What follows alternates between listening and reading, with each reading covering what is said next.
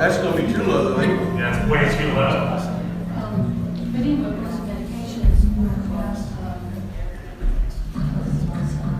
Try for the. How about that one? Can you see the top of the view? That's great. All right. Try to toward the top. Definitely. Yeah.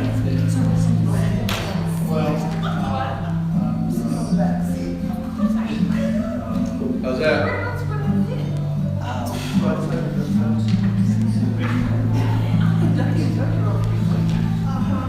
Oh, there's another tripod.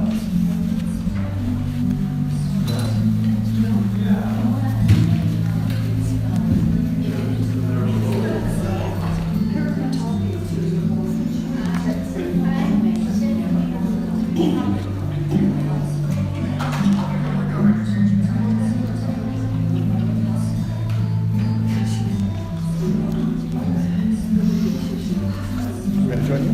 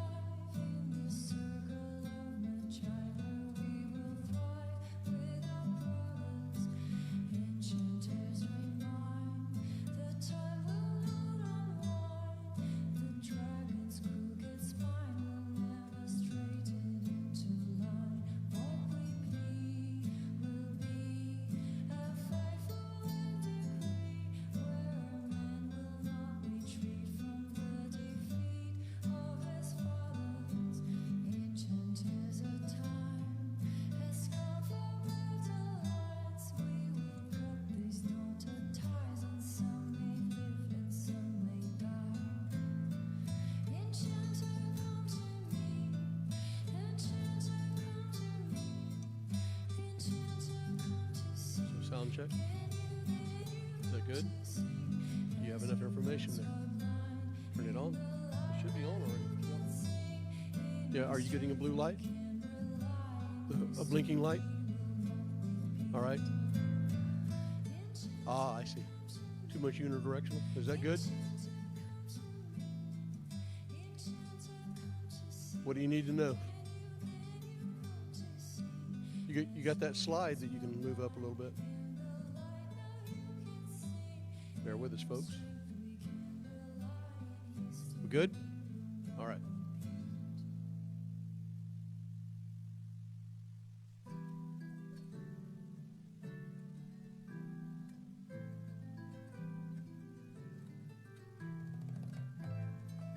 We will get started here in just a moment.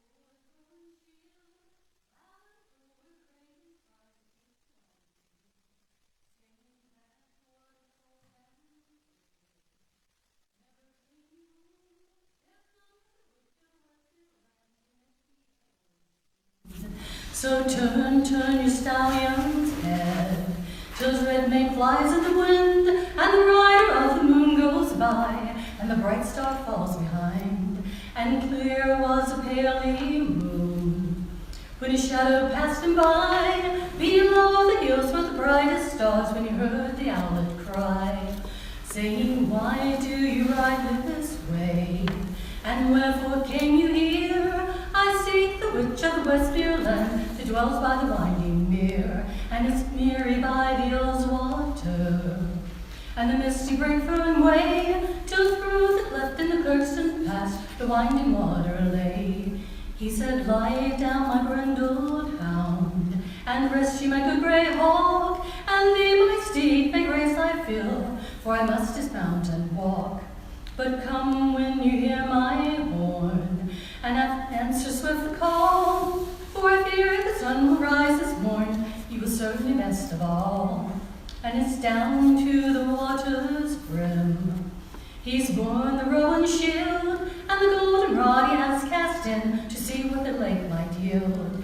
And what rose she from the lake, and fast and fleet went she, one half the form of a maiden fair, with a jet-black mare's body, and loud, long, and shrill he blew, till the steed stood by his side. High overhead the grey hawk flew, and swiftly he did ride, saying, course well, my brindled hound, and fetch me the jet-black mare. Stoop and strike, my good grey hawk, and bring me the maiden fair.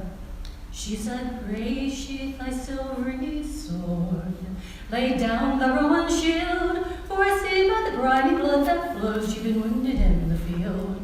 And she stood in a gown of a velvet blue, round, round with a silver chain, and she's kissed his pale lips once and twice, and 3 times round again. And she bound his wound with a golden rod, full fast his arms he lay, and he had risen hale and soon, with the sun high in the day. She said, ride with your brindled hound at hill, and your good grey hawk at hand. There's none can harm the knight who's lain with the witch of the Westfield land. But there's none can harm the knight who's lain with the witch of the Westfield land.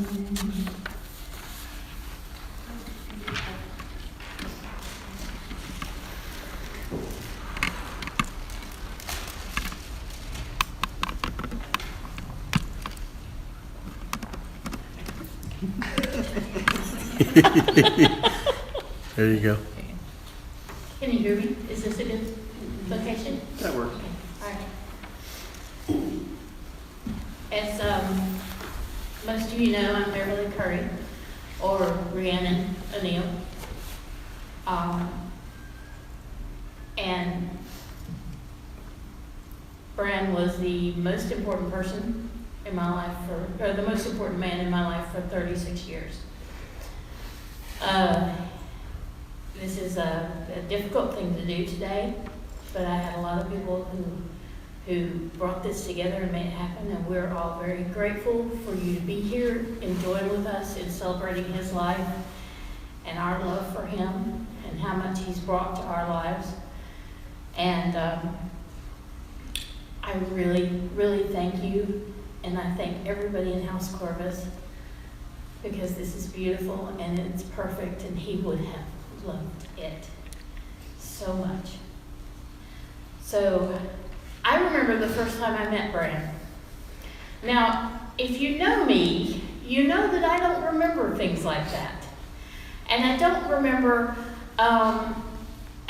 birthdays. There are maybe like 6 that I can consistently remember. The one I gave birth to, the one I grew up with, and my mother. So for me to actually remember the very moment that I met Bran tells you the connection and the power of that moment. He was the first person that I met in the SCA outside of our local group in Hawkwood, and we went to, with our Seneschal and Harold, who pretty much kept us very insular and hidden from everybody else. And Tell you who that was. gaslighting much. Anyway,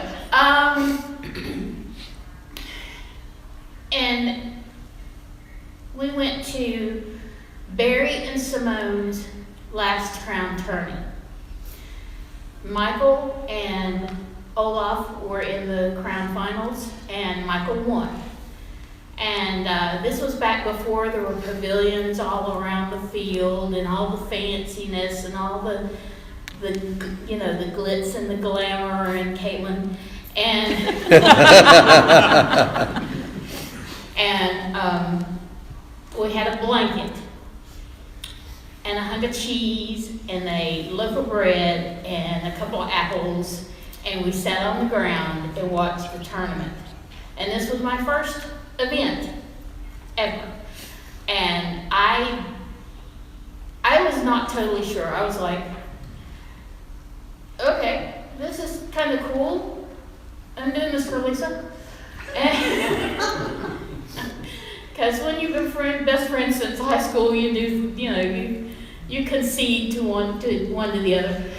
And so I wasn't sure yet if it was my gig, you know? I wasn't sure, but she wanted to do it, and so I was like, okay, we'll do it. We'll do this. So at some point during the day, they took us to see the A&S. And we're sitting there looking at this stuff, and I'm like, wow. I'm a service person, not a arts person, okay? We all know this. We're looking at this stuff, and suddenly there is this man. And he's big, he's tall, he fills the room with his presence. He has the most beautiful eyes and a warm, welcoming smile and a booming voice that just said, "Here you are. I've been waiting to meet you."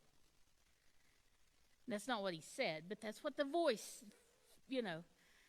And I instantly was bonded from that moment forward. I loved him with all my heart. And I can't imagine how I go from today on without him, because we were two sides of the same coin. We spoke daily. I have had so many moments where, even just this week, I got an ad from Kennedy Space Center about a new tour with an astronaut, and you got to have lunch and all this stuff, and I went, oh, and I grabbed up my phone, and then I went, oh, I guess he'd want to do that, but he can't. And every morning I wake up, and for that one little moment, you know, everything's okay. And then I remember. And I've taken 2 months to try to come up with the words that I wanted to say about how very much he meant to me. How he always protected me, even though I was well capable of protecting myself. And people thought that he was the instigator.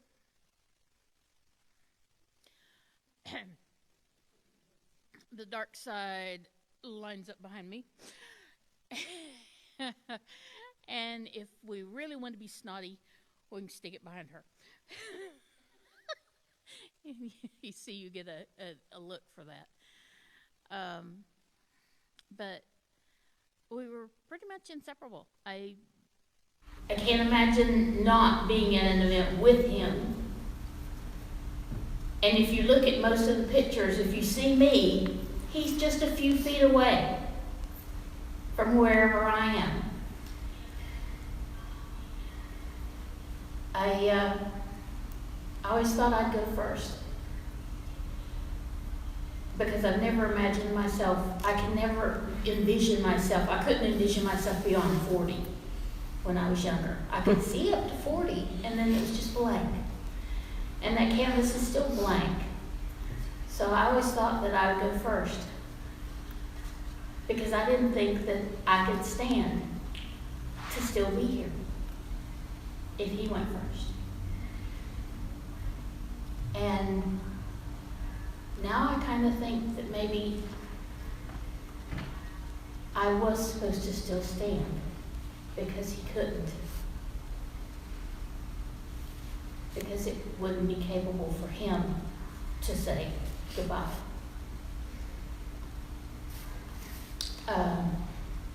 I'm going to tell a few stories because, you know, I know all the dirt. In fact, when Tim and I were writing the bio, welcome, brother, come on in. When Tim and I were writing the bio, he took it from early years to SCA, and he wrote me and he said, "Oh my God, I've got to stop. This is going to be, I know you're trying to put this in a program for the memorial." And I'm like, "Thanks for leaving me space." So I picked it up from Davidson and went forward from there. And then we sent it to Chris, and she went, "What? You want this to be on 2 pages folded? Or a page folded?" So Chris was able to work with what we had and make a beautiful program. I hope everybody got to see it. There's some out on the table. But this is, okay, well, let's tell a story. All right, so when I was trying, the first time or the second time, I don't know, whenever I was trying, one time I was trying, and Galmer and Ariana were on the throne. That would be the first time. Okay. All right, so Bran had already received his pelican, but he received his pelican directly in court the day, they just were like, pull him in, called the order, boom, goodbye.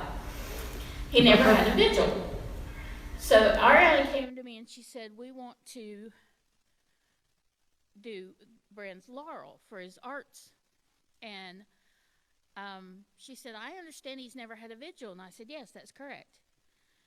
And she said, "Well, we'd like to do a vigil, and we want to do this in 2 weeks." I'm like, "Thank you. At least I got 2 weeks, because I have been known to been given 2 days to pull together somebody's peerage." So I got with Oshie, and we plotted it out because we would need 2 tents. This was a crown tourney, wasn't it? So we always have a pavilion out on the field at crown tourneys, with a Corvus pavilion with a hospitality table. Now we needed a pavilion off in the woods with a hospitality table for the vigil, and we needed Bran not to know. And it's hard to skunk Bran. It was really hard to skunk Bran. But I'm the queen of sneaky. So Oshie was going to set up his pavilion. Oshie and Tina were going to set up their pavilion in the woods for the vigil, and I was going to make sure we had all the stuff for the field. And we had 2 coolers, and they had food in them and drinks and stuff. And somehow Peter managed to take one of the coolers back to the vigil, the one that had all the yoo-hoos in it. And we get up there, and I'm making Bran set up the field tent. Bran is out here slaving away on the day he's getting his laurel, putting up the field tent and setting out the hospitality and all that stuff. I'm like, come on, we got to get this done. We need all the banners. Blah, blah, blah. So he gets thirsty, and he starts thinking about those yoo-hoos. And he's like, he goes back to the Suburban, and he flips open the thing, and he's like,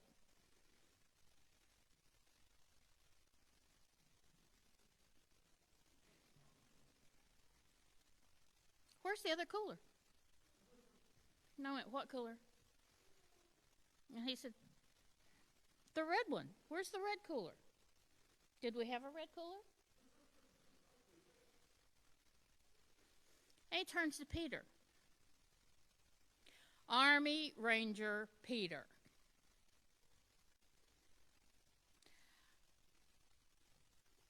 Peter, where's that cooler? Well, I took it down to Oceans. Why would you do that? Well, because I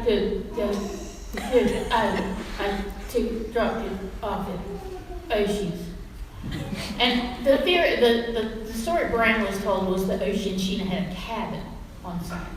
So Bran thinks it's gone to their cabin. And he's like, why would you take that cooler there when we need it here?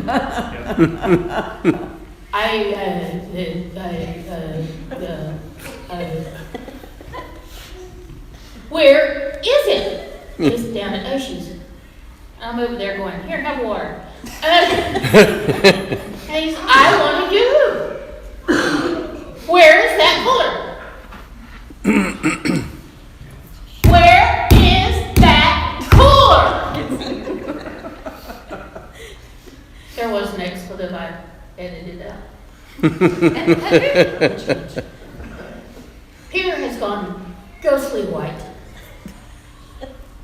And it's like, and I grabbed him and I said, Peter is going to go get that cooler, and you and I are going to keep setting stuff up. Here, take this to the pavilion.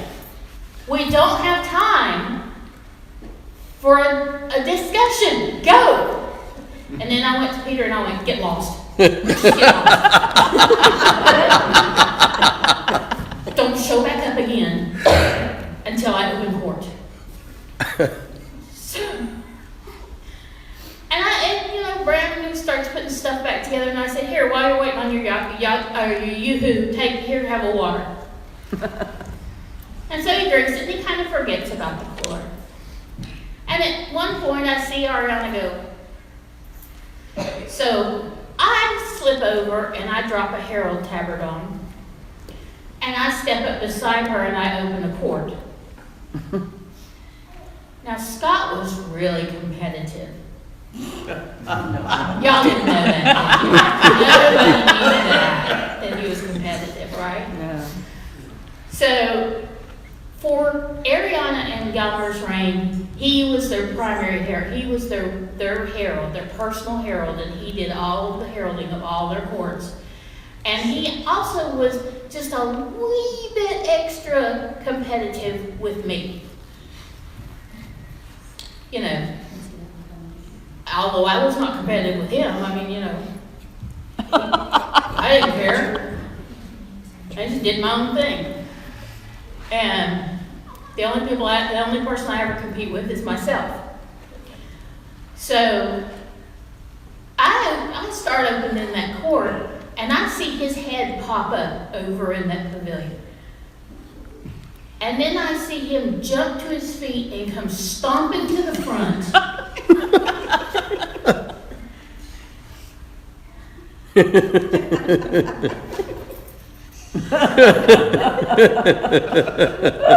I'm like,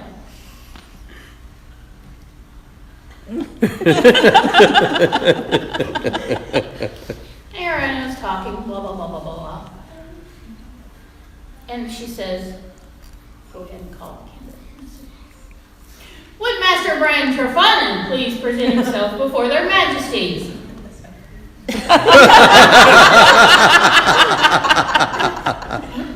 He still doesn't get it. He comes forward and he drops to his knees, and they're all sitting there, everybody's sitting there, and I called the order. And he went,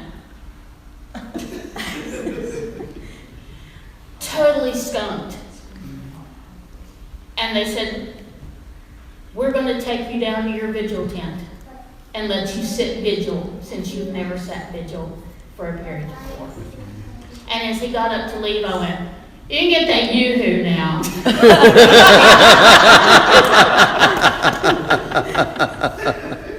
Where is that cooler? That's been a long running joke in our household. Another Oshie story, because Oshie and I are like the most mischief Bran has ever had to put up with, I think. When early on, when Bran was Baron of Sacred Stone, we discovered that he was terrified of spontaneous combustion. And he was positive that that's how he was going to die. And not only was he going to spontaneously combust, it was going to be on the toilet. And all that would be left would be 2 black boots sitting in front of the toilet. And we couldn't stand it. And Oshie made a plaque. And I don't know where he found a little, actually, it wasn't plastic, it was glass, wasn't it? It was some kind of, it was the toilet. He had a little toilet, and he put that on the...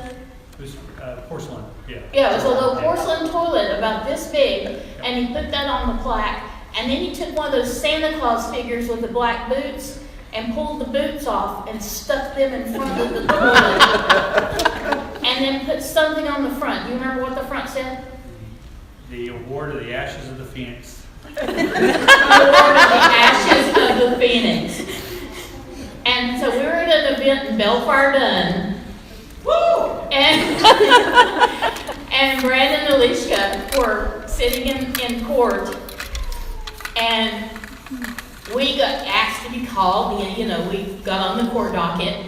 And he called us in not knowing what the heck we were doing. And Oshie presented that thing. And I have never heard Amber laugh so hard for so long. You have to name the people, though. Huh? You have to name the people, though, because when the people came up, that's what it looked like. It was a whole bunch of people who were scheming something. Yeah, it was a group. It wasn't just me and him. Oscar and... It wasn't just me and him. Yeah, because it looked like a whole bunch of schemers walking up there. But he had no idea. And when he saw that thing, his face was like...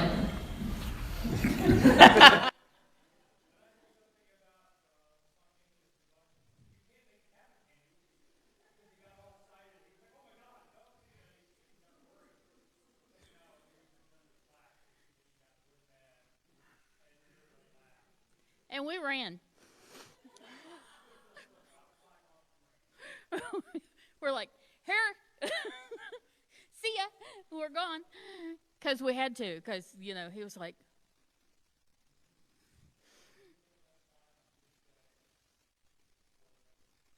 it may still be in the house. It may have hacked him, but he loved us for it. That was one of my favorite moments, I swear.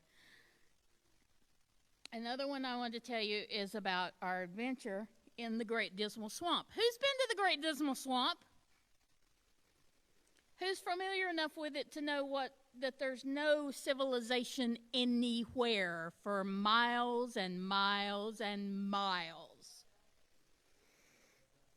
All right, so we're going to something in Virginia. Probably Crown Turney, but in eastern Virginia. And we're traveling through the Great Dismal Swamp, and it's me and Bran and Lisa. And all of a sudden the car goes, bong. I'm like, bong. Bong. I'm like, what is that? And he goes, I don't know.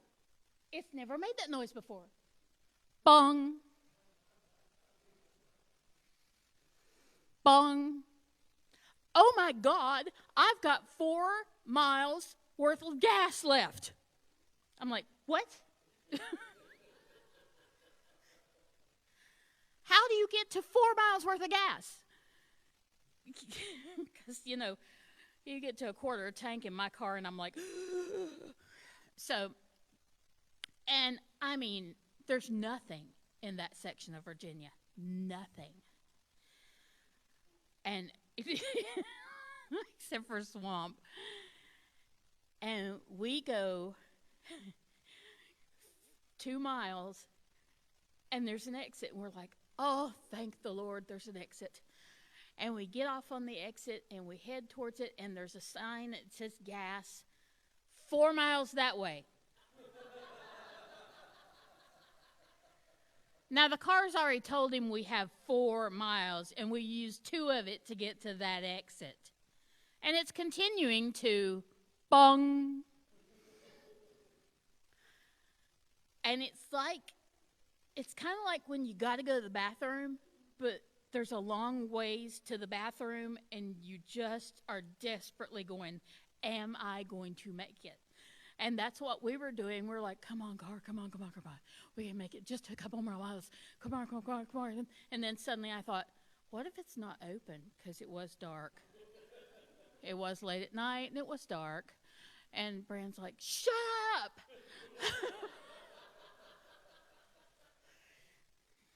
Like, we pull in, the gas station was open. We got gas. We got back on the highway. We all needed a change of underwear. And we got to the event just fine. But that's life with Scott, and that was every single trip. And I was in the car with him hundreds upon hundreds of times. And every single time there was an adventure, because that is what Scott was. Scott was an adventure. And he was just the greatest adventure of my life. I experienced so many things that I probably never would have seen or known or even thought about because of him. And I can't thank him enough for being in my life and being so close. And I can't thank you guys enough for being here with me today to say, I love you, Scott. And we will never forget you, nor will I let your lineage fall. Now, if anyone else has words, and I hope you all have plenty, I would like to open the floor.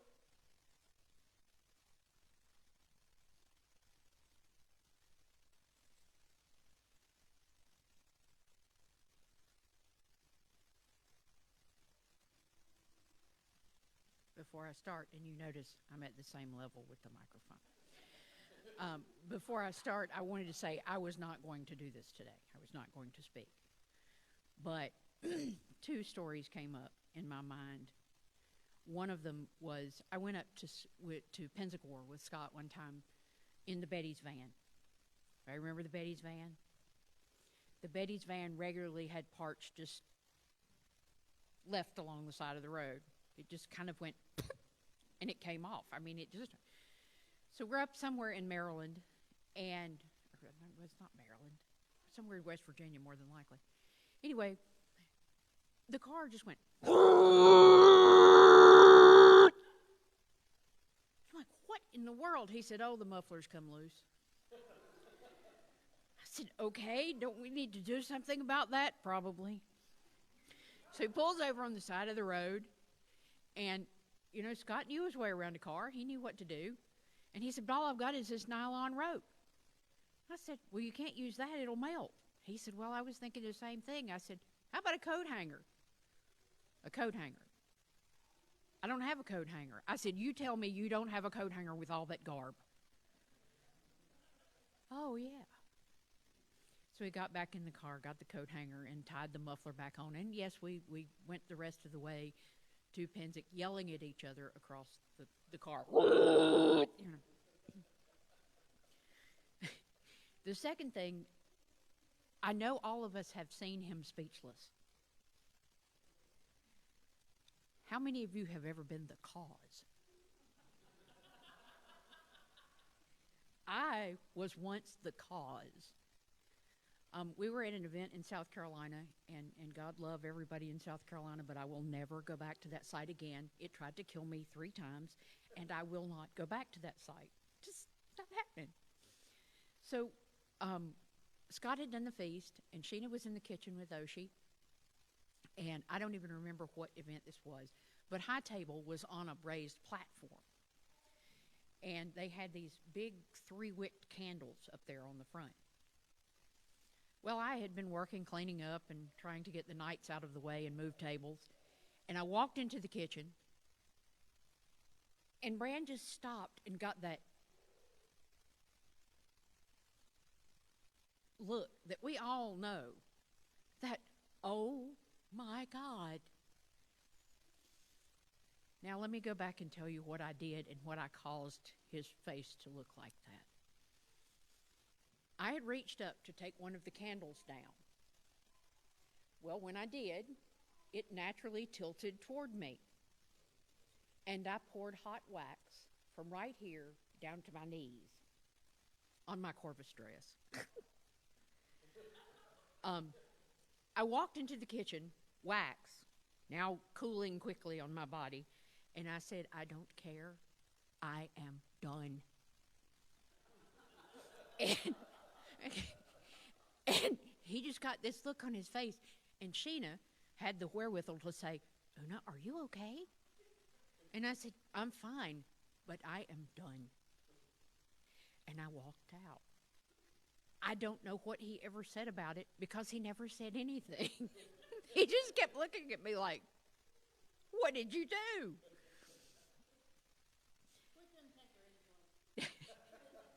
Una is a klutz. What can I say? But Rhiannon, you mentioned about how we can go on without him. How we go on without him is because he built us to go on without him. He built his legacy. And for many years, I felt very, very unworthy to be part of House Corvus. And I still feel that a little bit inside. But outside, I keep telling myself that he chose each one of us for a purpose. We each one made the household better. And because we make the household better, we are a whole. And as a whole, he will live on through us, whether he is with us physically or not.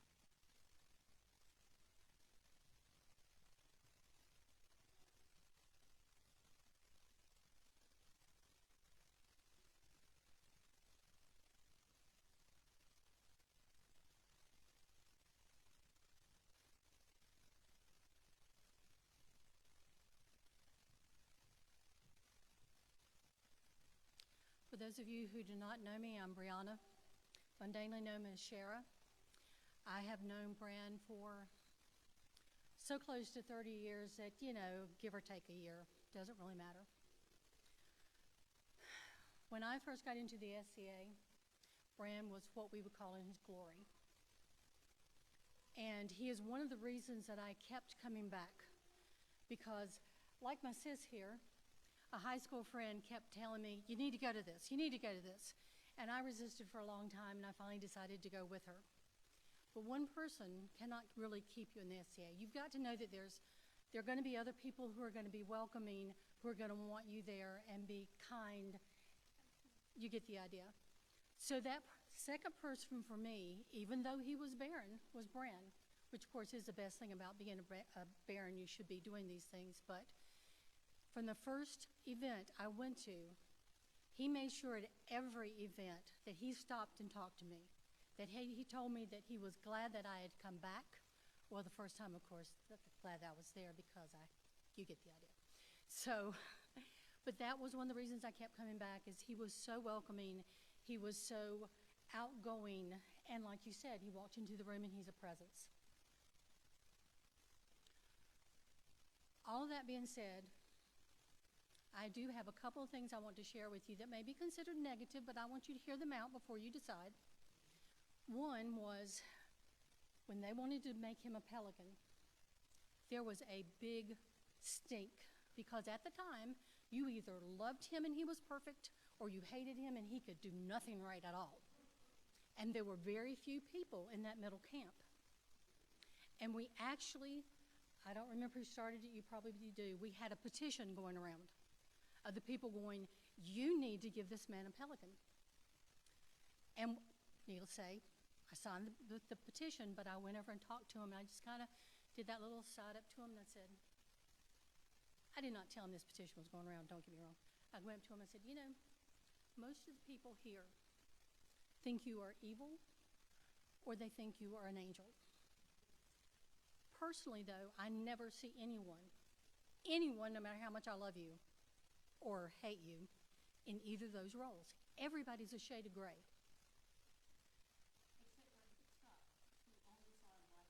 No, he may have seen others that way, but he saw himself and he looked at me and he said, that is so true. He actually admitted that to me. And I said, but I do want you to know that I do see you in lighter shades of gray. Because no one is perfect. He has made me extremely mad. He has done things against me and my husband and our household. He has. He's also done wonderful things. Like I said, he kept me in the SCA. The things that he did against me were well in the past, and we have discussed them and come to terms with them. We've sought each other's forgiveness for them, and we moved on because that's what friends do. No one is ever going to treat you the way you want to be treated 100% of the time because we are all fallible. So I challenge you, don't just remember the good things about him, because if you do, you do him a disservice. Remember the things that were not good, because you need to understand how much he did to overcome those things and become an overall good person. Because if you don't have any demons to battle, how strong are you? Personally, I have a lot of them. A lot of people will tell you what they are. You just ask enough people, they'll tell you. But that was Scott. You have to love everybody, no matter who they are, to you, for the person that they truly are. Do not see them the way you want them to be. See them for who they are and love them anyway. Yes, I'm talking with my hands blocked. But that was it. I think that was everything I wanted to say. My husband's going to talk, and, I'll just interrupt him if I remember whatever it was, because if I don't interrupt him, I'll forget it later.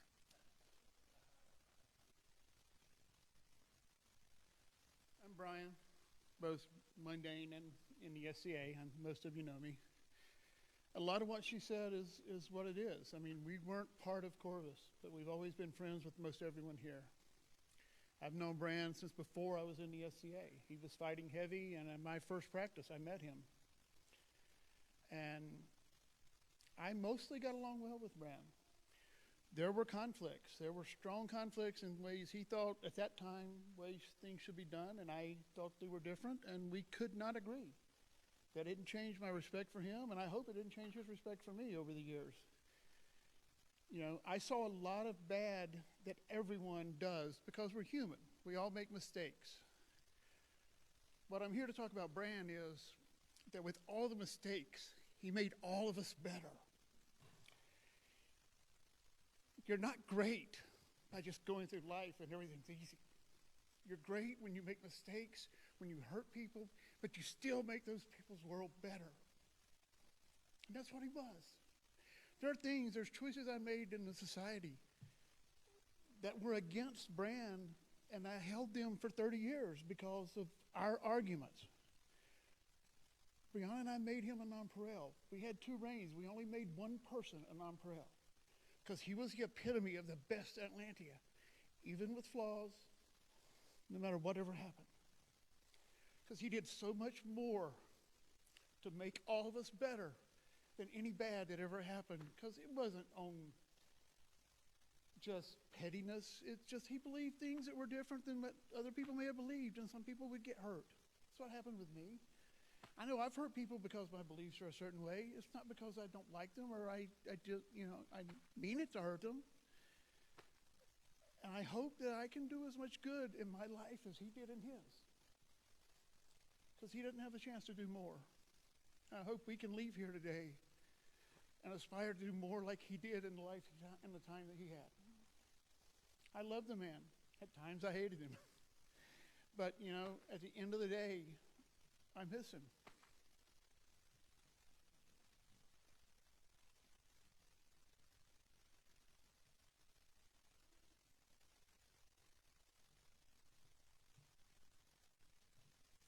I started to be quiet. But if you are listening, you heard Scott go, because he knows that's the one thing that I'm not, is quiet. And I'm sitting in the back, and I'm feeling kind of old because I met Scott in 1985 through my sister, who was already playing in the SCA and already playing in Windmasters Hill. And then in 1988, when Bellfire Dunn decided to, on Saturdays we will do medieval things, decided to form, we really needed Scott's help. And that's really when our friendship began to form. And it was not easy. Everybody here, I think, looks fondly on Scott, and their friendship is formed in love, and ours were formed in fire. And we were fire from the get-go. We have been fire ever since, and that fire at the bottom of the double-headed phoenix that I'm wearing even today is Scott and I, because that's who we were. But when we got along, we really got along, and we got along for a very long time. And he's Scott to me more than he is Bran to me, because when I met him, I met the remnants of the College of Anwen, and I met the beginnings of what would be Cerdaipe.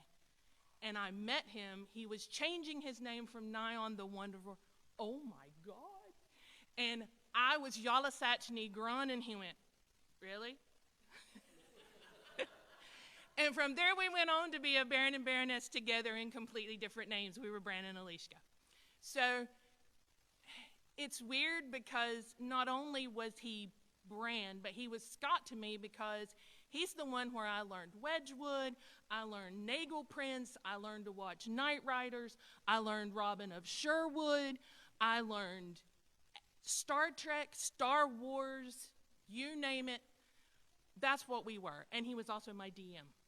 So, I couldn't get away from him. And I think he's very pleased right now because he always told me that he wanted to be a benevolent dictator. That was his dream. And I think he would see each one of you as an individual household. And the whole purpose for knowing Scott is knowing that he wanted to be beloved. He wanted everyone to love him.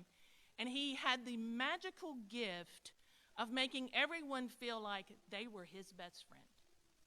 And that's a gift. And through the good and through the bad and through the whatever, he always made you feel like you were the one. And that's what I think he would want you to take away from all this, is that he taught you how to do that. Now go forth, because every person you touch will now belong to Scott. Don't think for a minute that it belongs to you. It belongs to Scott. And I'm going to call out the other person that's fielding old in this room like me, is the one who has known him longer than me, who I think gets credit for knowing him the longest because they went to Lawrenceville Academy together. And drove the longest, I suspect, because he came from Pennsylvania to be here. So come up, Nadge, and say something. The almighty innkeeper of Mabinogi.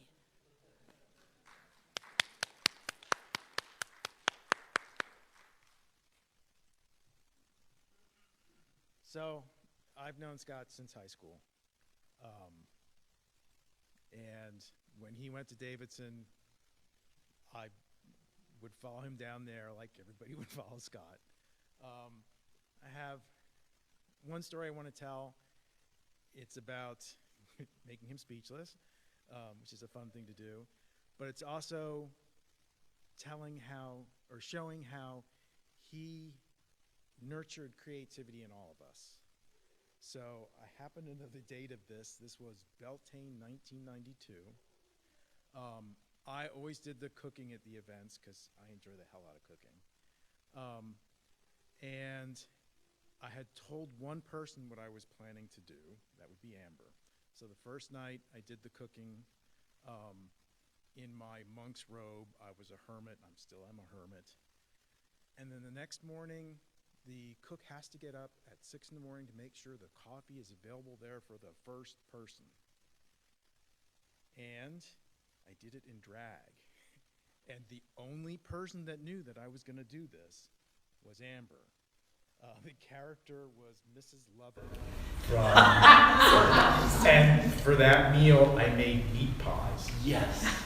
But when he came into the kitchen, my back is to him because I'm doing the dish or something in the city. I was thinking, who is that? Because I had beautiful long red hair. Oh, it was a wig. I never had red hair, but it was a wig. And I turn around, and he sees the ugliest woman you have ever seen. And he thought I had cracked. He thought I had gone nuts. He goes, no, I'm just being creative. And it was so much fun. That had turned into a murder mystery weekend, as these events tend to do. People searching all over for clues. I was lucky enough to have somebody who thought there was a clue in my bag of flour. And he wanted to put his hands in and search my flour for whatever this clue was. Of course, they made him wash his hands. I hope this guy isn't here. He washed his hands, he took his wedding ring off, washed his hands, and forgot about his wedding ring. So I pocketed it, of course. He came later in the afternoon, "Have you seen my wedding ring?" "No." So I asked to be called into court. This is going longer than I expected it. I asked to be called into court. Would Mrs. Lovett please attend court? And I pulled the ring out of my pocket and I said, "Some gentleman left this in my boudoir, and I don't remember which man it was." This poor guy had to walk up the aisle in court in front of everybody to say, "That's mine." And of course, I just can't give it back. Kiss a kiss. So I had a whole lot of fun with Scott for a long, long time. And I'll miss him for the rest of my life. Thank you.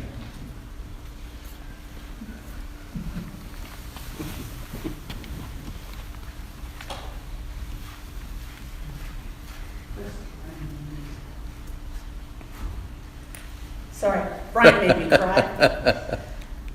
Brian made everybody cry. Be prepared. For those of you who don't know me, I'm Gisela, or Kate, which squigs me out. Geese, just call me Geese. And I can't top the stories that you all have told, because when it comes to knowing Bran, because he may be Scot to you, Amber, but he's only Bran to me. I'm a baby. I only met him when he came back from whatever his grand adventures were the rest of the country. And so about a dozen years ago when I met him, when he moved back. And, okay, so the man collected people, right? And you were absolutely right. And all of us and everybody that we ever bring, that we collect, will have been collected by him, because that's the way that works. So I can't top your stories in that regard. But I'm not trying to top stories. I know it's not a competition, right? Competition. But, and yes, he made us better. But he was pretty aggressive about collecting people. So when he came back and met him, and he started collecting my people, and they joined the house, and then another one would join the house, and then they'd, "Geese, you need to be part of the house." And I've had a number of people over the years do me the honor of asking me to join their houses, and I've never accepted that. And I mean, I've thought about it, and I've thought about the connotations of it, but I never accepted any of those invitations. I was friends, and still friends with all of them, but every time I saw him, after the first time we talked about it, he said, "So, when are you joining the house? Should we set a date? We have people coming to this, so we're going to make a circle." Like, "Bran, I'm not joining your house." Okay. Yeah. And the next time I'd see him, he'd say, can we get a circle together? There are enough people here. I have a medallion. Let me know. And it became a game at that point, and whatever. So by the time that I did decide to come into the house, because it was just an amazing conglomeration of people, some of whom intimidated the hell out of me. The heck out of me. My Triton. Because you were my first Triton. That was, no, we're not going to talk. There was yoga, but he didn't count. You were my first Triton. Yeah, so there were people who intimidated me, and I had people telling me that, you know, you shouldn't be associated with those people because we've covered that ground too. But the thing that I want to say about Bran is that he made, even though I'd been in the SCA for a while at that point, and I'd had a number of friends who told me these wonderful stories about what the SCA could be, and what it was, and what we could make it to be. Mm-hmm. He was the first person who brought the SCA alive for me. Because they weren't stories of things that used to happen, that we used to make happen back before the rules changed, or when we were younger and there weren't kids, and all of these things. It was, how are we going to make this magic happen again? And it wasn't even a challenge to him. The only challenge was getting us to see it. I was running War of the Wings.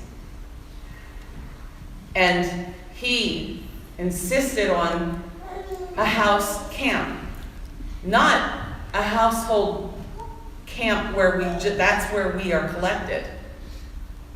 He wanted a Corvus camp. We're like, okay, we're trying to get things up, and what the perimeters were, where we're going to put things, and how much ghost did you buy? I've got 900 other people that we need to put on this site. And if everybody bought that many ghosts to have a courtyard that you could park a semi in, we would not fit on this site. We'd have to get the farm across the street. It'll be fine. And of course, he and Caitlin were putting things up, and like, do we really need to put all this stuff up? Because there's other work to be done. Does it really need to be put up that way? Because there's other work to be done. It's already up. Leave it alone. There's other work to be done. No, it needs to move this way 6 foot. You know when. And this was when we were beside the castle.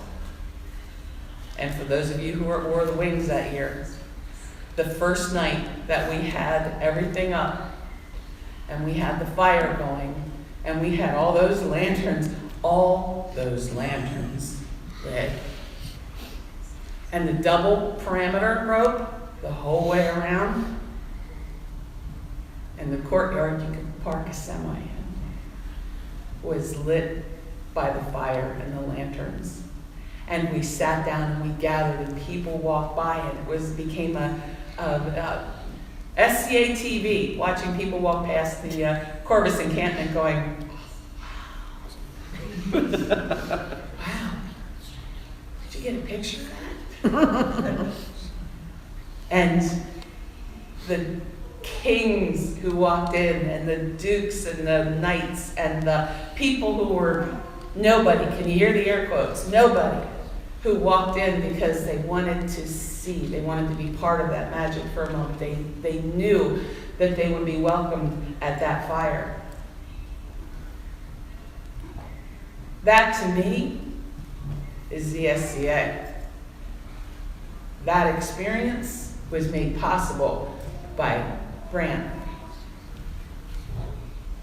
And that, to me, is his legacy in the SCA. And the thing that I think that we can take forward, because whatever it is, whatever you can imagine, we can do. Because we get the right people together, because we continue to collect the people that just want to come and do. and make it a better place because we're bringing people to that fire. And I hope we all retain that piece of magic and the knowledge in ourselves that Bran had, that we could make it happen no matter what. Sorry. Thank you. Thank you. She mentioned my name. You mentioned somebody and they have to speak. The first time that I met Bran, I remember we had just joined the SCA. We were still relatively new. And we had built a cover for a pavilion, and we had put a flaming, the phoenix on the front of it. But of course the heraldry was wrong, and we didn't know it. So the first time we met Bran, he comes walking by our pavilion, and he stops, and he looks at the heraldry, and he goes, "That's just wrong." You can hear it, right? He's just like, "That's just wrong." And I remember Bran looked at me and goes, "Who is that arrogant so-and-so?" What does he know? And so we went back and checked, and it was wrong, and we went home and fixed it and came back. But what we really didn't realize was that was Bran's way of scoping us out as to whether we were material for House Corvus. And so he later on, after several months had gone, he invited us to join the house. And I got to know Bran. And Bran became the standard of everything that I do. Everything, every time you guys look at me and go, "Does it really need to be that fancy?" I'm like, this is Bran we're talking about. If he had his way, we'd have a marching band. We'd be wearing kilts and playing bagpipes and be half naked. I mean, there was nothing that was too fancy for Bran. So I don't know he's if half naked is fancy, but yeah, I put that part in for him. But the point being is that he set the standard for everything that we did. When we did 12th night, when we did the Tudor 12th night, he had the grandest vision for what he wanted that event to be. And I'm like going, "Oh boy, oh boy, oh boy, let's do it, let's do it." And everything that he could envision it, and he paid me the nicest compliment I think that I've ever had when he said to me, "You're the one person who I can give the big vision to, and you can see the details." And that was probably the nicest compliment he ever paid me. But I thank him every day. I mean, and I know I'm a pain in the butt for a lot of people for everything that I do and how demanding and persnickety I am when we do things. But we were at the event yesterday when we were doing 12th night, and we were hanging banners. And as they were going up, the first thing I thought was I looked at the banners and I went, "I gotta take a picture of these and send them to Bran." And then I went, "I can't." And that will stay with me forever. So every day I thank him for helping me be who I am, and I curse him for making me who I am. And so We do too, just so you know. I know. So as we said in the kitchen today, we said, nothing is ever, there was only one standard that was good enough for Bran, and that was perfect. Everything had to be perfect. And he passed that curse on to me. So I apologize for that, but if I made him proud, if I satisfied his vision, that was the greatest thing that I could do. So I hope that we'll all carry that level of perfection that he wanted. Made us all crazy trying to get there, but that I hope we can all take a little bit of that perfection into everything that we do. So thanks. hey, Caitlin. Yes. Since you brought it up, I just want to put a bug in your ear. Bran is a Holbein. Is a what? As a Holbein. I don't know what that means. The banners from 12th night, the Holbeins. Bran and one. Oh, we might be able to make that happen. I bet we can fix that. Wouldn't that be awesome? That would be great. Did you see the portrait? Did you see the portrait that was in the having Daniel of Rutland paint a portrait, because he did it, it looked like a whole line.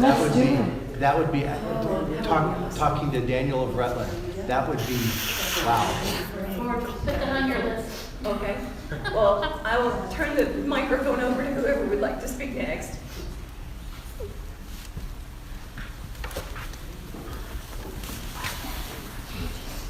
Take this in a different direction. You might just hold me. You're gonna need a bigger mic. If I could ask a favor, and everyone pull out your cell phone for me, and turn it on, enter whatever passcode, go to settings, and if you would like to hit your activate notifications and hit the volume up.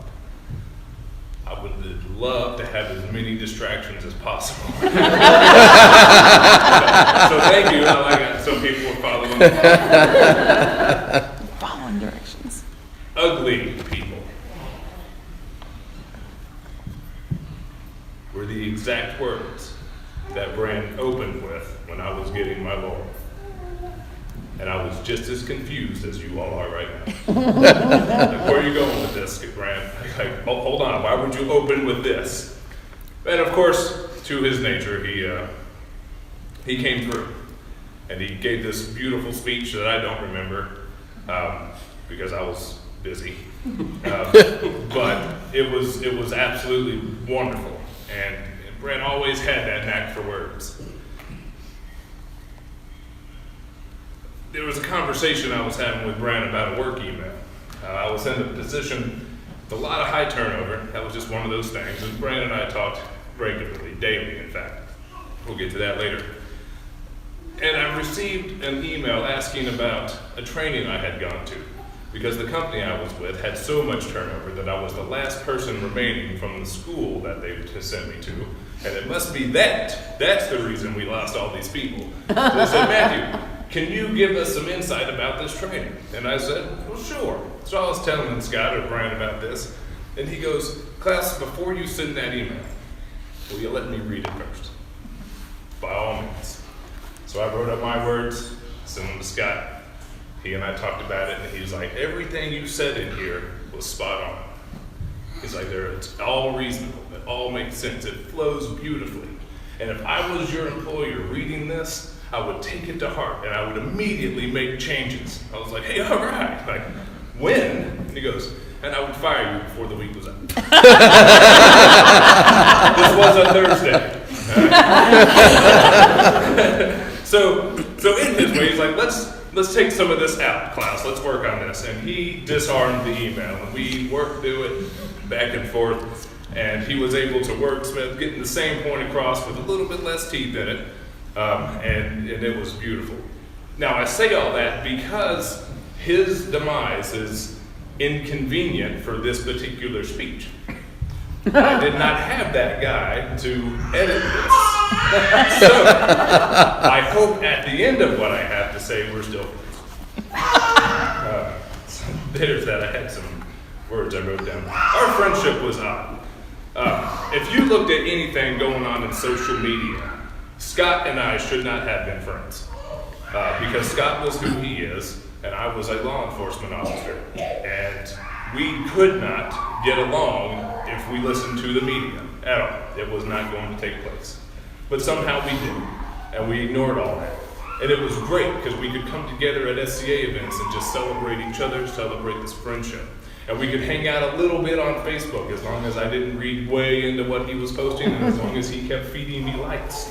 Everything was wonderful. And then I got onto Twitter, and nope, that was it. Game over. Can't be friends with Scott on Twitter. So I left Twitter, all right, to save the friendship. I don't know if you guys ever read his tweets. They hurt like an email before he edits them. But we had this friendship that grew, and it was spectacular. And it became daily conversations. And I remember there was like a week that we didn't talk. And that was a very hard week for me. And I had no idea where he was. He wasn't answering my calls, and I was leaving voicemails in the morning and in the evening. And after about 6 or 7 days of not hearing from him, I turned into Liam Neeson and I left a voicemail. And I said, Scott, I haven't heard from you in 6 days. If I don't hear by tomorrow morning, I'm on my way to Florida. I don't know what I'm going to do. We're going to figure this out. 2 hours later, he gave me a call and he said, hey, I'm deep in a project. Don't come down to Florida. I'm safe. I just need some time. And I said, hey, cool. Did you see my Facebook? Yeah. You need to go like it. It's good. And that was our thing. I remember I was on the phone with Scott when I got an odd text message. And I looked at it, and it was from my wife. And we were in the same house. Like, we were in the same building. And I get this text, and she goes, you're going to want to wrap that up. And I said, hey, Scott, I just got a weird text message. Hold on a second. I go back to our bedroom, and she's in the bathroom, and she informs me that her water just broke. Hey, Scott, I'm going to have to let you go. But I'll call you on the way to the hospital. And that was it. And that was Nathaniel's birth. Nathaniel Scott, named for Master Bran. He was that impactful on my life. And it was the impact that really got me. For some reason, we remember firsts as a species. You know, we remember the first steps, the first words, our first speeding ticket. But we remember all of these things. I remember the first conversation I had with Scott. I was introduced to him at an SCA event, Master Bran, and we were talking about these cool necklaces that I later learned were called chains of state. And I didn't have one because I had just joined the SCA and was there since breakfast. And it was like, oh, I want one of those. And Scott says, man, I want one of those too. Hey, cool. And I said, man, let's make it a race. The first one to get one. And he goes, fine, let's do that. And we shook on it, and it was a race. And I went home and got on Etsy and started buying all the plates, and they came in, and I grabbed all the jump rings and drilled the holes, and I was assembling this thing, and my heart and soul went into this project for tens of minutes. And I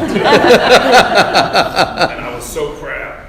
And I took it, and I wrapped it in a bag, and I took it to the next SCA event and just wore it with pride. And I was going to show Master Bran, by God, I was the first to have one. And he already had like 3 by then. He just didn't tell me that. So he just didn't have one at that particular event. But when I showed him what I had created, it was as though I had hung the moon.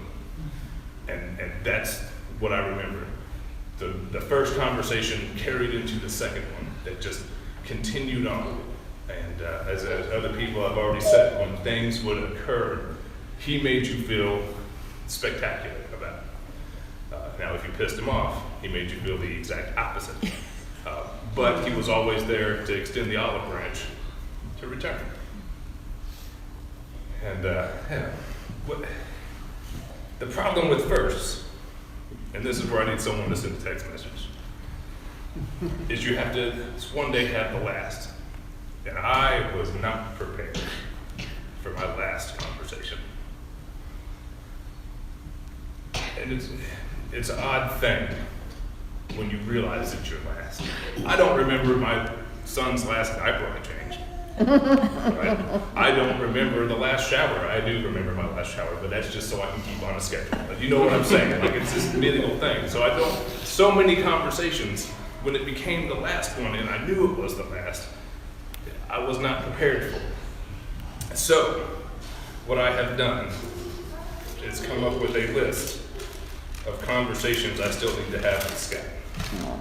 If you guys would bear with me. How'd you become the snappy dresser? Because he was that. I mean, you can see the photos. There's one situation that he was not a snappy dresser, and that was in socks. And I know this because I was wearing some nice outfits when I was working for a company that Miss Caitlin got me involved in, and it was fun, and I got to play dress up. And I was telling Scott about this great wardrobe, and he was going through all these things, and I learned how to dress like this to the nines, not just in the SCA, but in real life, and it was great. And he goes, you know what you need, Klaus? And I said, what's that, Scott? And he goes, you need some socks. And guys, Master Bran was wrong. I'm going to mail you some socks, Klaus. Yeah. Why?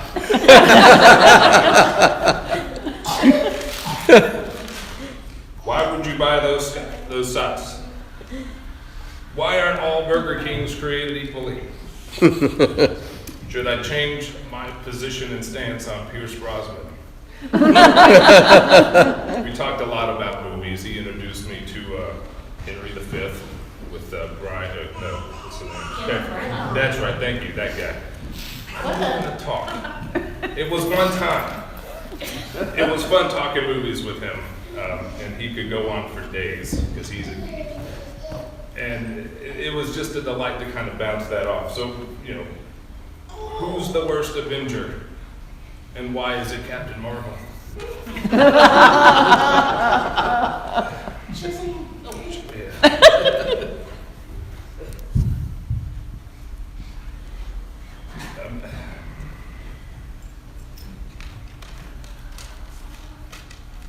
I said it in a Facebook post when all this hit hard.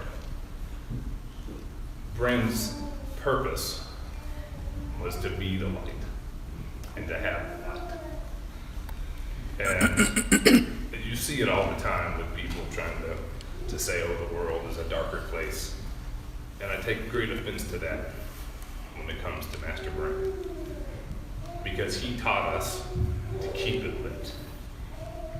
And for us to say it's darker now would mean he failed. And I've never seen him fail.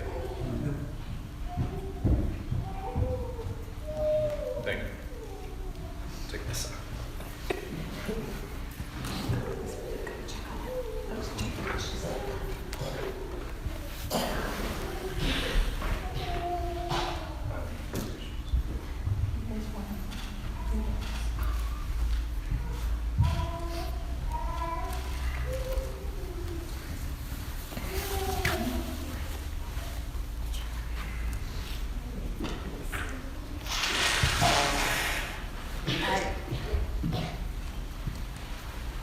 Sorry about the microphone, I can fix that.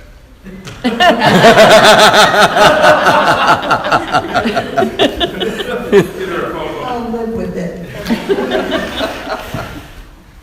Thanks, check guy.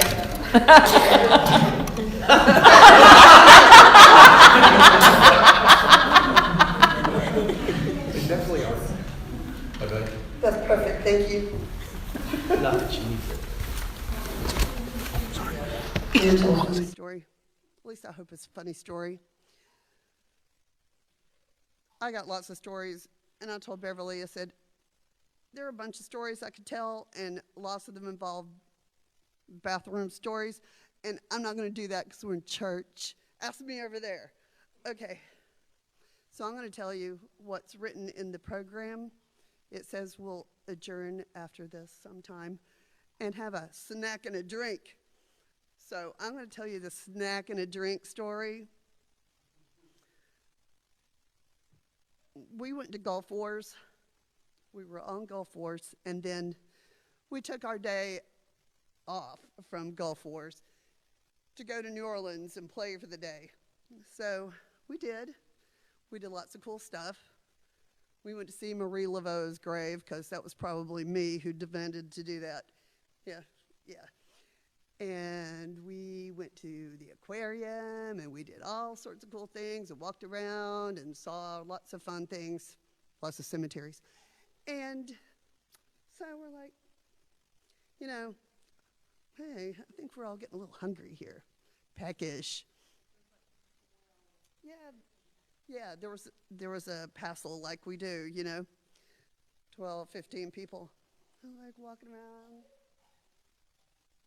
Like, okay, well, let's just go in here and get a little, we know we're going to eat later, but we're going to stop in here. We'll just have a little snack and a drink. Okay. We'll just order some appetizers. I don't remember. I don't think it was near the Hard Rock Cafe, but it was not the Hard Rock Cafe.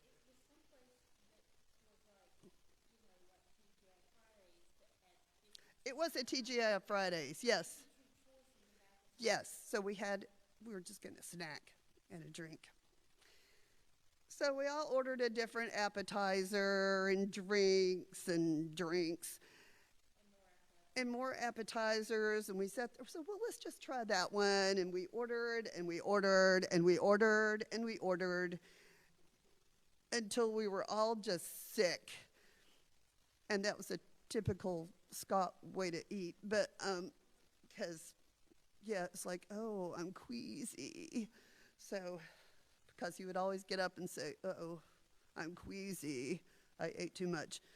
So, we all finally left there 3 hours later, 3 or 4 hours later, and we're like, uh-oh, we're all queasy. So, after that, every time we said, oh, we're going to have a snack and a drink, it was like, no, no. No snack and a drink, because that was just a bad memory, because we're like, where's the Tums? So that is the snack and a drink story. So when you have a snack and a drink, you will always remember Scot and go, oh, I'm queasy. Not because, yeah, but yeah. So the snack and a drink story.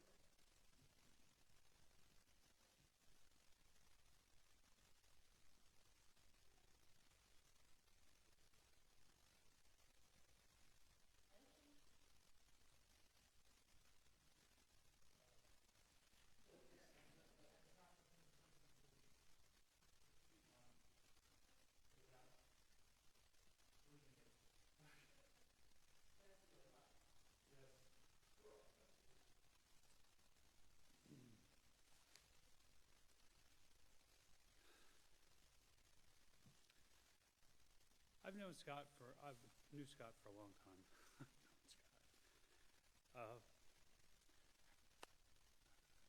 Scot and I were friends with a lot of different things. We were friends through movies, through Star Trek, as well as through the SCA, and there are two memories that I have that are out of the SCA that always make me smile. One is Scot was visiting Jane and our house, and he was looking through our costumes, and he saw that I had a Next Generation dress uniform, and he got all excited about it, and he said, may I try this on? And sure, Scot, that's no problem, that's fine, yeah. So he put it on, and he got all quivery like Scot did, and he just was just all excited about it, and you know, and it had a little piece of Velcro here for the communicator, and I said, well, you'll need the communicator for it, you know, and I put that on there, and he went, oh, and he just got all quivery and hit the communicator and was like this, and I said, well, here, let me hand you a phaser. And I have a picture of him, and he's holding the phaser like this, and he's going, oh, and you can see him, you can hear his voice quivering just by looking at the picture, because he's just, oh, you know. So and I have that picture. It's actually, I think, is it in the Corvus book, Jane, that we brought? Okay, well, I hope it is, because if you see it, you'll understand. That picture always brings a smile to my face. That's one good memory. That's one really good memory that I have. Another is the first time that we went to Davidson. This is way back when Scot was living in Davidson. He would have a test for people that were being brought into his circle of friends in the SCA, was to watch a movie that came out in 1981 that was a classic, as he said, a classic medieval story about knights jousting, an adventure story about knights, you know, romantic story, And of course, I'm thinking, being a movie person too, which I'm thinking, oh, he's talking about Excalibur because no, he was talking about Knight Riders, which not the show. This is the movie with Ed Harris where the knights are riding motorcycles and jousting, which I hope everyone's seen it. If you haven't, I think you can actually, I think it's probably free to watch somewhere. So watch it, because just think about, while you're watching it, think about Scott, and think about, this is the movie that was it was his mark for, if the person liked it, Scott felt that you could be his friend. So that's, yes. So of course, I'm thinking Excalibur, where and he's thinking Knight Riders. So it was funny because we sat through that movie, and me being a movie person too, I of course started arguing with Scott about the movie, and I'm probably the first person that Scott felt that I could be in his circle of friends who didn't really like the movie because of me arguing with him about the movie the way I argued with him. Because we argued for probably 2 or 3 hours after we watched the movie. But I didn't argue that it was a bad movie. I argued because the movie was wrong, because they wouldn't have done the things they did in the movie, because it wouldn't have worked out that way. And he said, well, I never thought about it that way. I think you're right, because, they probably would have done it this way if it was the SCA, because they would. And we had to talk about it forever. And we sat there, and then it was like, oh, we're best of friends after that. And I still hate that movie. So anyway, those are two of my. What's that? Hey, yeah, I'm preaching to the choir, I guess. So there you go in church. So anyway, and so yes, he did. Yes, he did. Everybody knew we didn't like it. He knew also. So anyway, so those.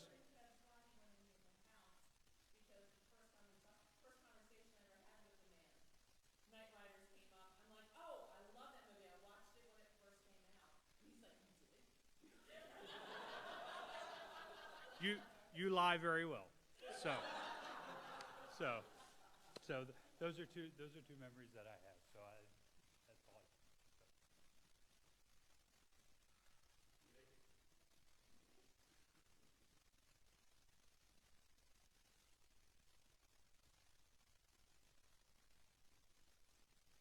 So I'm going to struggle to get through this.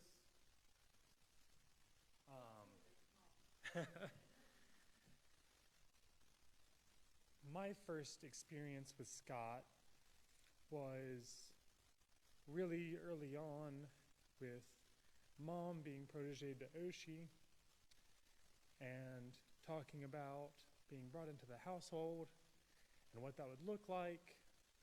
And I was really proud and happy and excited for Mom, but I was like a little kid, and like my little kid jealousy was like, man, that sucks. I want to be part of that household. This is stupid.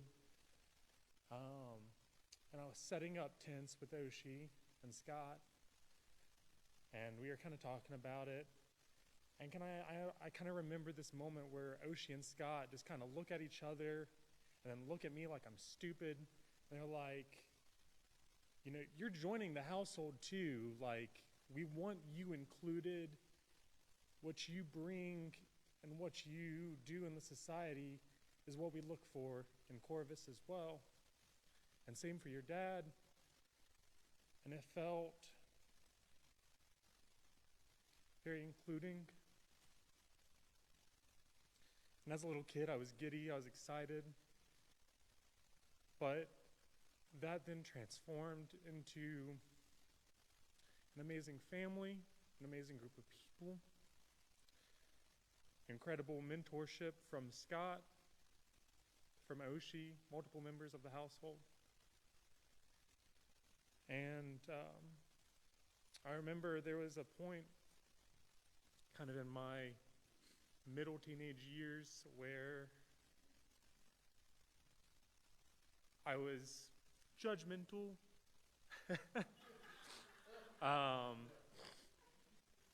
There were certain people who I didn't get along with.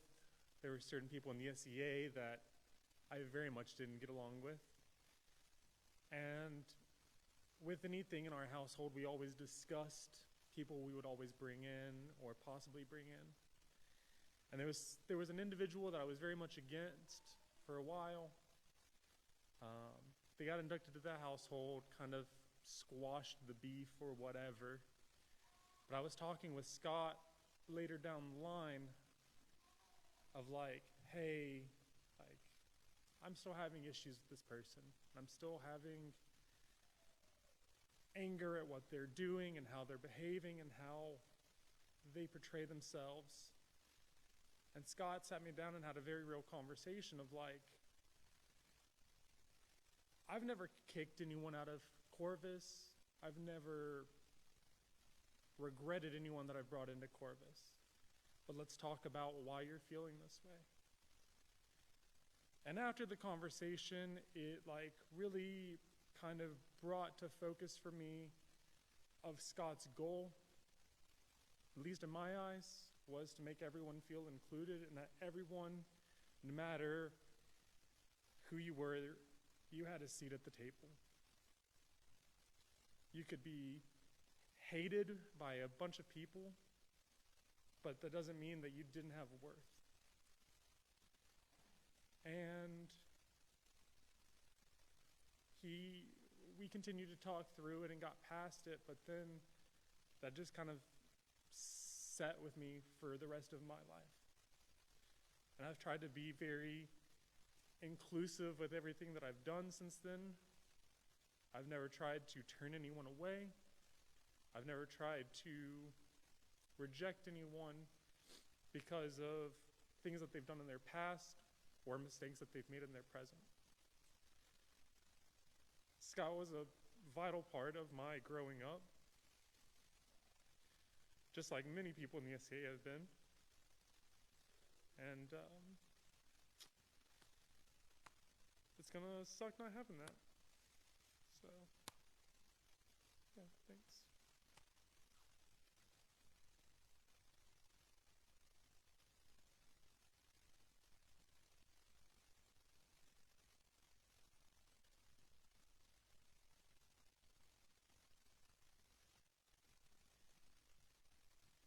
All right, Keith, I thought it was pretty funny that you said that you thought you were a young one here, that you had known him the least or the shortest amount of time. I'm pretty sure we met in 2017. So in that particular instance, it was at an event in South Carolina at Sandy Ridge, and he had been driving up and his car broke down. But he wouldn't be stopped. So he went and he bought another car and kept going. And I was kind of under the impression this is someone that nothing stopped him when he made up his mind that he was going to do a thing. So, and he showed up to that event, and I remember that was the first time that I'd met him, and I think that between him talking to Chris, he had made up his mind that he was going to collect me. And I wasn't 100% sure if that was what I wanted, you know, that this person that I'd like talked to for 30 minutes was like, this guy, he's coming with me. So, but I remember that, and he seemed like he had to then turn around and like get out of there, and it was raining and it was kind of a miserable day, all gray, and then he's like, but we stood out and we talked in the rain for a good like 30 minutes. And while I was talking to him, I felt like I was the most important person in the world because, you know, he's like, and I've seen your pewter casting, and oh, here's some pewter casting that I've done. And I looked at what he did, and I'm like, well, shit. That's where the bar is? You know, because I was only just doing pewter casting in the society at that time. And I'm like, well, I might be able to get up there, but... So I was not going to compete with that. But, and while I feel like I ultimately got denied the opportunity for him to recruit me due to the timing of things, I wish I'd had the chance to have been up to that challenge. So.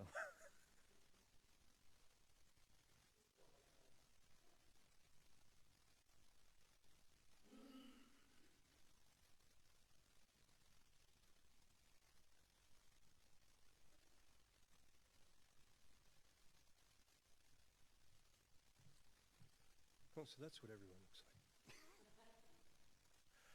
For those who don't know me, I'm Barry Orline in ESCA. Unlike many of you, I don't remember when I met Bran. I know it was back in the days of Susan and Jason, so that'll give you a hint. Beyond that, we hadn't really seen a lot of each other in recent years. I was off doing my thing, he was off doing his thing. Florida's a long way away. But I'm an Army brat. And growing up a military kid, you learn to appreciate people who are in front of you because they're going to be gone, maybe tomorrow, to the other side of the world. And it was always great to see Bran show up again because he was a friend. And I always thought of him as a friend. I can't come close to touching some of the things some of you have said today. But I can tell a story.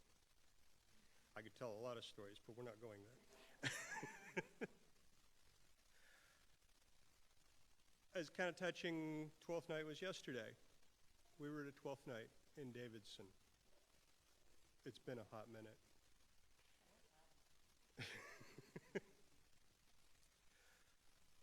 Hagen and I had gone down, parked the car. It was on the campus at Davidson. There were buildings. This was not, go into this building and do things. The feast was catered. It was stunning. Somebody came out and put a plate full of food in front of you. And amazing time, an incredible meal, got up, went off to do other things. Hours later, we're looking at, it's a little bit of a drive back up the mountain. Maybe we need to get going. Oh my God, where's the basket? She had been carrying a basket that had all of our cash, the car keys, everything in our world was in that basket. And it had been left under the table with lovely tablecloths, so you couldn't really see any. And we had gotten up from this lovely meal, and who thought about a basket? But it's our world. We're done. It's like, how in the world are we going to do anything? And we go tearing back down the road, down the hill, hoping maybe the building isn't even closed yet. And there's Bran and his little entourage coming up the hill, and he's holding our basket. And he goes, oh, it's yours, and hands it, and everything is exactly where it's supposed to be. And he was just so delightful in having it and keeping it and making sure it was safe for us. And it set a tone for me personally in ESCA that became part of what my SCA was. This is the bar we set. We are to be this type of person here. And that's always stuck with me. And the last thing I'm going to say, I know a lot of the faces looking around here. I've known many of you for a lot of years. Early on, we talked about how you go on without Bran. You all carry it with you. You reflect that. That's how. You're all very important people. To me, he inspired me to certain things. Some of you do too. Very much so. So don't let that go. Hang on to that. It's important. Thank you.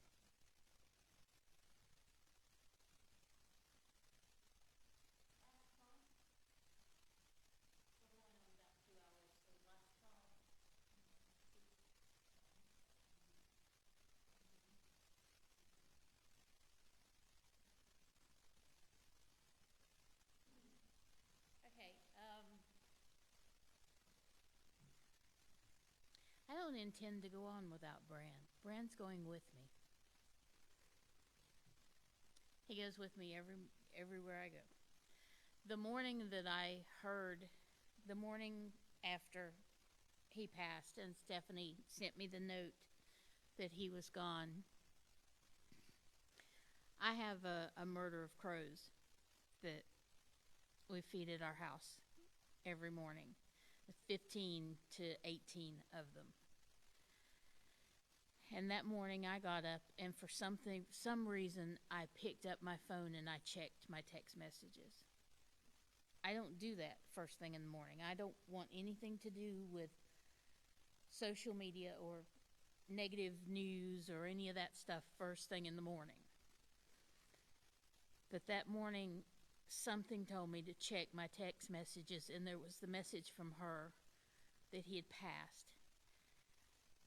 And he had passed peacefully, without pain, and just eased out into eternity, which was the most wonderful thing I could have heard, because he had been in so much pain prior to that.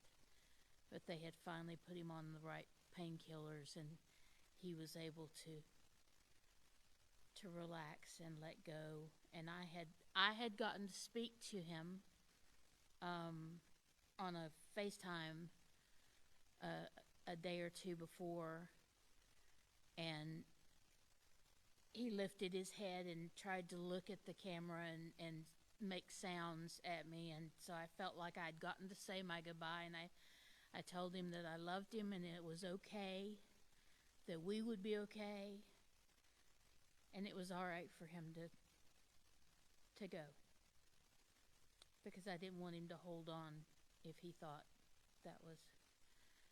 So that morning, my mother took the birdseed and the peanuts for the crows out, and she yelled.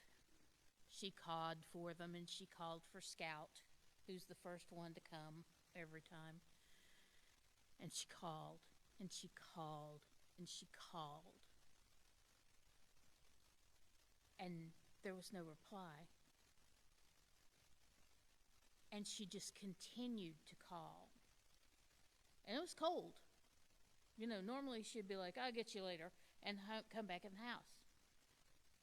And I went out, and I joined her, and I called, and I called and called for them. Do you know that 4 caws tells them that it's safe to come? Caw, caw, caw, caw tells them that it's safe. That's their communication for safety. And I called, and we must have called for 10 minutes. And then way off in the distance, I heard one reply. Way off in the distance. And we continued to call, and more voices joined that one, and they were coming our way. But they were so far away, so very far away. And they continued to answer us as they came, and the voices got louder and got more in number. And whenever normally crows come in and they perch in the tree or they perch on the roof and they check out the situation, and they'll hop down. One will hop down and go hop, hop, hop, hop, hop, hop, hop, and go.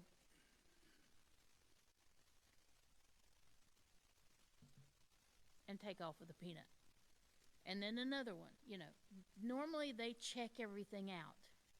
And the jays will come in and steal peanuts, because the jays have no manners. They're corvids too. But anyway, but that morning the jays all sat around in the trees as the crows came. And they came en masse just big black wings soaring through the sky. And they all swooped down. They didn't stop in the tree or on the roof. They all swooped down to in front of me. And they stood there for just a second. And my heart was at peace. Because they had returned from taking him home to tell me he was okay.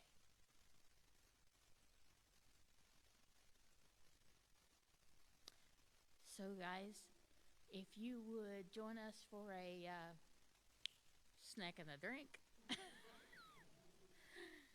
we can continue to socialize in yonder, but thank you again ever so much for coming. Thank you to my household. What's on? Party line.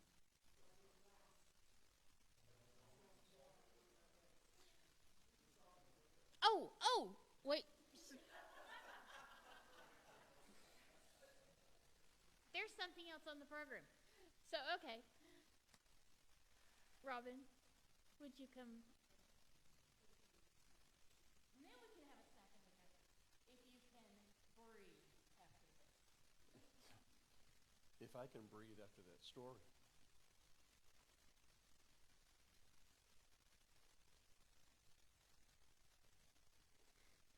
Wow. That's a powerful story. It's a lot of powerful stories. Powerful man.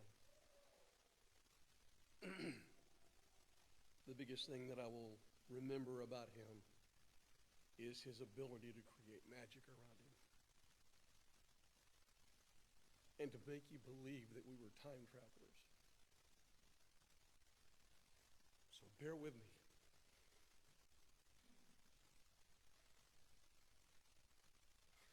Of all the money that e'er I had, I have spent it in good company, and all the harm that e'er I've done, alas, it was to none but me.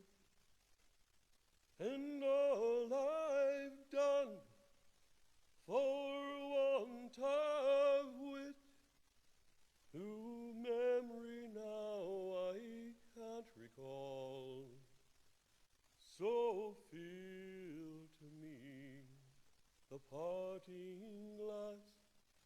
Good night and joy be with you all. Fill to me the parting glass, and drink a health whate'er befall. Then gently rise.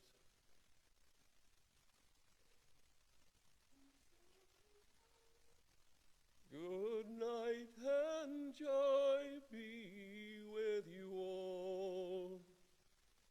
Of all the comrades that e'er I had, were sorry for my going away, and all the sweethearts that e'er I had, who'd wished me one more day to stay. Since it falls unto my lot that I should rise and you should not, I'll gently rise and softly call, good night and joy be with you all. Fill to me the parting glass, and drink a health whate'er befall. Then gently rise and softly call, good night and joy be with you all. A man may fight and not be slain, a man may drink and not be drunk, a man may court a pretty one, and perhaps be welcomed back again. Fill to me the parting glass, and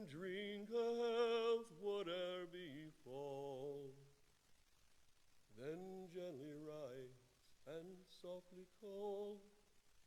Good night and joy be with you all. Good night, Scott.